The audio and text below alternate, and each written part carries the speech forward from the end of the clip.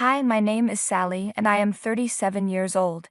It's been a year or two since these events happened, but I still think about them a lot, so I wanted to share my story with anyone who wanted to listen. The story starts with my dad. After my mom passed away from cancer, my dad threw himself into starting a business. I was too young to remember her clearly, and my brother Kyle was just a baby. My dad dealt with his grief by keeping himself busy with the business. He was still a great dad to Kyle and me, but he also worked very hard. At first, the business struggled, but eventually it started to grow little by little. It became successful enough to support us. I remember waking up some nights and seeing my dad still working in his office. I wanted to grow up and be just like him. When I turned 18, I asked my dad if I could work for him. He was firm about not letting me do that. He said he had tried working with family before, and it didn't go well. He didn't want to repeat the experience. I didn't understand what he meant at the time, but I respected his wishes. Even though I was disappointed, I found another job. It wasn't hard work, but it helped me get by. One day, I was in my dad's office and decided to look at his accounts. I discovered that his business was losing a lot of money, and if things didn't change, he would have to shut it down in a few months. I was shocked. I confronted him about it. "Dad, the business is losing a lot of money. What's going on?" "Were you snooping through my stuff?" he asked. "I'm sorry I did that, but you're going to end up closing down." "I know, but nothing I do is working. I've cut so many corners just to keep the business afloat. I was thinking of shutting it down." "No, don't do that. Please let me help you. I promise you won't regret it." "I don't know about that. You know how I feel about mixing family and business." "Yes, I know. But I went to business school. I know what I'm talking about. Just give me a couple of months, and I promise I'll get the business up and running." "That seems like a very expensive risk." "You took a risk by starting the business. This is just another small risk. If it goes wrong, I'll work to make up for it for the rest of my life, I swear. It's only because I'm desperate and a little curious to see how you'll do it that I'll allow it. You won't regret it." After my dad finally let me work with him, I spent the next few months working tirelessly. I ran the accounts and contacted a lot of people to help the business grow. Instead of shutting down, the business started to improve, and we got more clients. My dad was surprised by the results. I even think he was proud of me, even though he never said it. I kept working hard, but my dad was okay with just getting by. I wanted the business to grow enough so my dad would be set for life. Dad was happy and helped me a lot initially, working hard with me, but as time went on, he let me handle things. I didn't mind because it made me feel good to know that he trusted me that much. I once asked him if he was ready to retire and let me take over the business, but he said he wasn't. He felt he still had many years of work left and didn't want to retire too early. I didn't want to point out that he wasn't working much, so I didn't say anything and continued working. About 8 years into working for my dad, my brother Kyle decided he wanted to join the company too. I was okay with my brother Kyle joining the company, but I wasn't happy when he became a co-CEO with me. I didn't say anything because ultimately my dad had the final say in the business. Kyle didn't actually work much, but I didn't mind as long as he wasn't hurting the business. It continued to grow and expand, and we were making millions in profits. We were making more money than we ever imagined. As my dad's retirement got closer, I waited for him to announce that he would hand the company over to me. I remember it was Kyle's birthday when Dad made his big announcement. We went over to Kyle's place for a small birthday dinner. It was a nice time, although I was very tired from work. After dinner, Dad made his announcement. "Happy birthday, son." "Thanks, Dad. Glad you could make it." "Of course. Why wouldn't I be here? Plus, I have a huge surprise for you." "A surprise? What is it?" "Well, I've been thinking about this for a while, and I think it's time for you to run our business." "What? Oh my God, Dad, thank you so much. You can't be serious. I worked my butt off for the past 10 years while Kyle's only been here for 2 years, and you're giving him the job. It may have only been 2 years, but Kyle really stepped up and look at how well we're doing." "Are you kidding me? Kyle barely worked. I did everything. He only signed papers and approved things. I still think he deserves it." "Thanks, Dad. No need to be so jealous, Sally.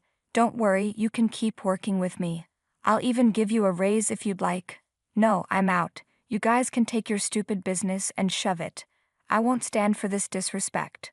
I've put up with a lot, but this is where I draw the line. Don't even think of calling me. I'm done with you guys. Oh, come on, Sally, don't be like that. Bye. I stormed out of the house and slammed the front door. How dare they treat me like this?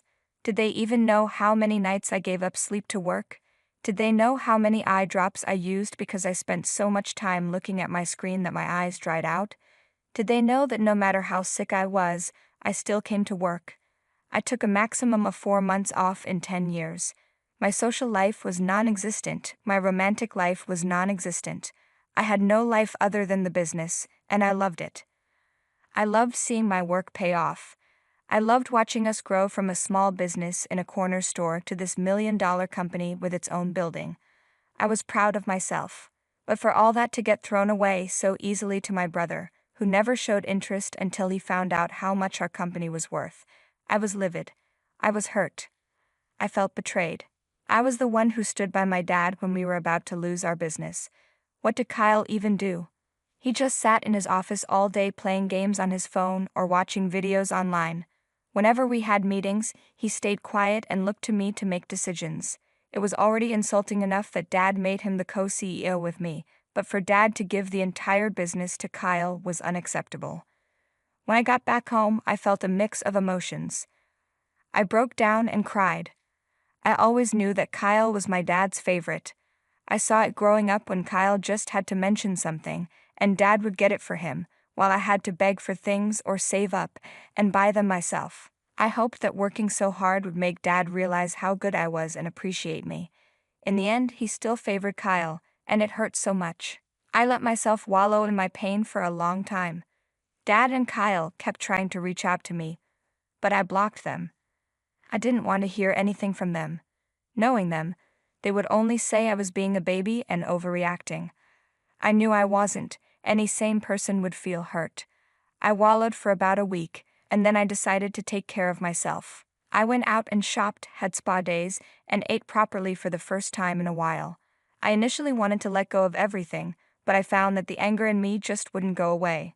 To be fair, 10 years is a long time to dedicate to one thing, so I decided to use my brain to figure out a way to get back at my dad and brother.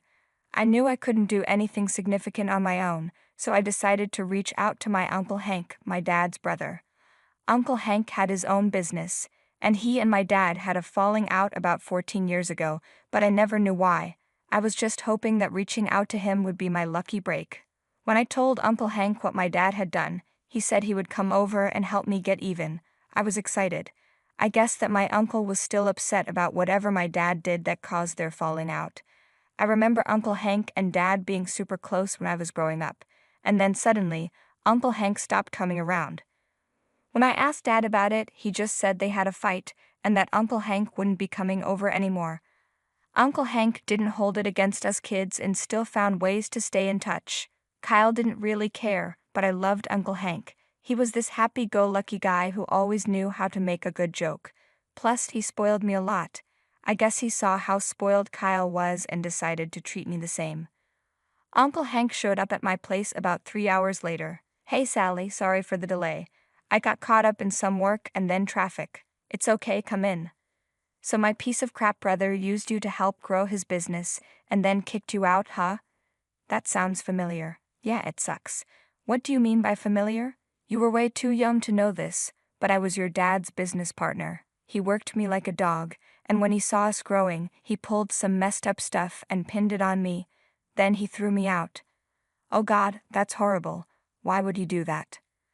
"Well, he didn't want to share profits. At least that's my best guess." "Did you do anything to him?" "I didn't have any resources or anyone to help me out. I just had to let it go." "Well, then we can get revenge on him together. He will learn that he can't get away with cheating other people." "That we will." I felt so bad for Uncle Hank. Sure, he had his own business, but it wasn't as successful as my dad's. I wished it were hard to believe that my dad could do that to his brother, but he did it to me, so I believed Uncle Hank easily. We started planning and I wanted to do something big. I knew my dad's business would start failing pretty soon. Dad checked out of the business about 3 years after I started managing it, and Kyle was pretty much useless. I told Uncle Hank this, and an idea started to form in his head. He asked me how I'd feel about starting a business in the same field as my dad's. I loved that idea. Uncle Hank was willing to lend me some land to start the business, but I asked him how he'd feel about buying another plot. He was confused at first, but then I explained that there was an empty plot right next to my dad's business. It would be like rubbing salt in the wound for my dad once he starts losing clients. It was a bit risky to buy a whole plot of land and start a business just for revenge, but both of us were hurt and angry enough to do it. Over the next 2 months, we started working on our plan. We purchased the plot of land, which was about 5 times larger than the one my dad's business sat on. We registered our business and handled all the legal paperwork. Our grand plan was to steal my dad's employees once his business started to tank. Uncle Hank and I spent a lot of time working out the logistics of everything we needed for our revenge. Since I had managed my dad's business and brought in many clients, I had a lot of contacts. I snagged a bunch of my dad's clients and even got them to refer our business to their friends and families. We had a very solid start. To be honest, I was just waiting for a call from my dad or brother any day now, knowing their profits were beginning to suffer. I was right. About 7 months into starting our business, Dad called me. I was fully prepared for him to start begging me to come back. Instead, he asked me to come over for dinner. I guess he wanted to plead with me in person, so I agreed to go. When I arrived, my brother was there too. He looked nervous, and they were both suspiciously nice. I made sure to carry copies of the documents proving I was the co-owner of the land and business with Uncle Hank. I wanted to go out with a bang. They deserved it after all. We ate dinner, and while it was awkward for Dad and Kyle, I just waited for the chance to tell them how I was actively ruining them. Finally, after dinner, Dad said they had something to discuss. So, honey, there's something we need to talk to you about. Yes. You see, there's this new competitor in the field, and right now, we're kind of sinking. Oh man, that's tough. Yeah, so Dad and I were wondering if you want to come back and work for us. Excuse me? Absolutely not. You know what you did last time, and I'm not going to let you use me until everything gets good just to then throw me away. Don't be dramatic, Sally. I was only doing what I thought was best. If Kyle was the best, why isn't he solving your issue? Why are you asking me? I'm not as good as you. I tried to tell you, Dad, but you were way too confident in me. I guess you'll just have to deal with it. Please, Kyle is great, but we just need someone who has a little more experience. I'm done with your disrespect, and as my daughter, you have to work for me. I think not. I'm already working for another company. You can quit it. I don't care. You're going to come back. Why will I work for you when my company is currently crushing yours? You're working for our new competitor. Well, technically, I own it. You're lying. You wish I was. Here are the documents. You own it with Hank. He's so much more talented than you. Plus, he actually appreciates everything I do. It's honestly a pleasure to work with him. How can you do this to your family? The same way you could do it to Uncle Hank and me. I will obliterate your company and leave you both in the dust. All the best. Dad tried to call out for me as I made my way to leave, but I didn't pay him any mind. My face hurt from smiling so hard. Finally, Uncle Hank and I had gotten our revenge. My dad and Kyle were going to learn why it's so wrong to cheat family. Buying the land and starting the business was only the beginning. Thanks to my good rapport with a few of the employees at Dad's business, I spread rumors about the company's instability and the possibility of most employees losing their jobs. I also began circulating rumors about job openings at my new company. We had a lot of applicants. It wasn't an issue hiring them because I knew all of them had strong work ethics and could deliver good results on time. Many were shocked to see me managing the hiring process, which only spread the rumors further, bringing us even more applications. My dad's business was not only crumbling from the outside, but also from the inside.